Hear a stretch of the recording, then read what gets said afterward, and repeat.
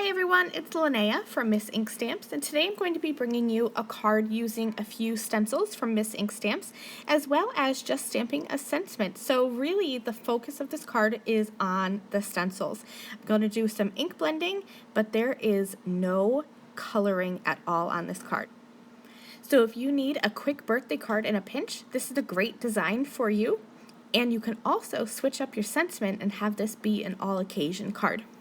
Alright, so let's get started here. I'm starting with the floral stained glass stencil, and I'm going to position this over an A2 card front. I have my card front positioned in a landscape style, and my idea is to have this floral stained glass pattern across the bottom, and then use the Scene Builder stencil from Miss Ink Stamps to just have that little sun ray repeated across the top. So I'm positioning that temporarily, just kind of eyeballing where I need to put my tape, because I'm going to do some masking so that this floral stained glass stencil design is only on the bottom of my card. Now I'm going to go in and start ink blending. I didn't use any form of temporary adhesive on the back of my stencil. I chose to just use some purple tape.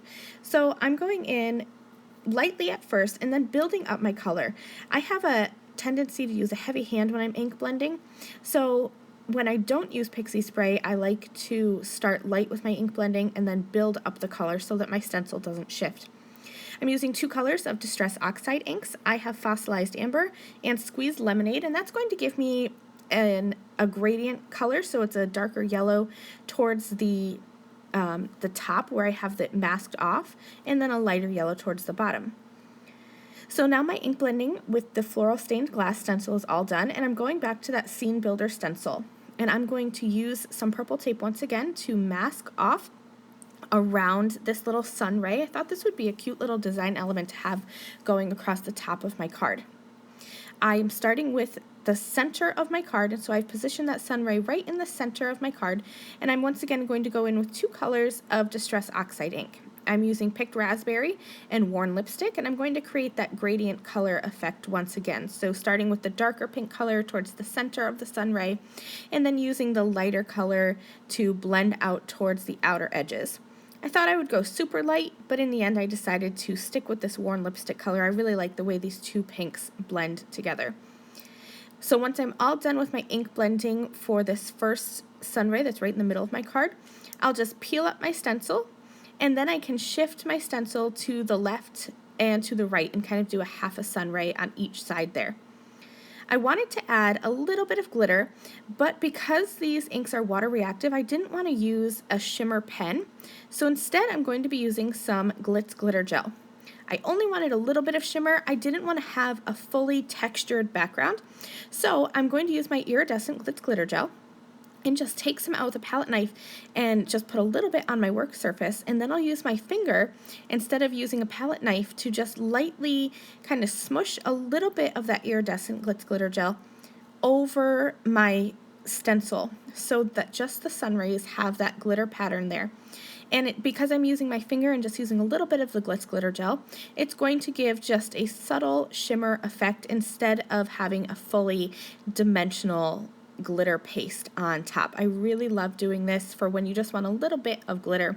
And because you're just putting a tiny little bit on, this dries in minutes. This will probably dry in 3 minutes tops.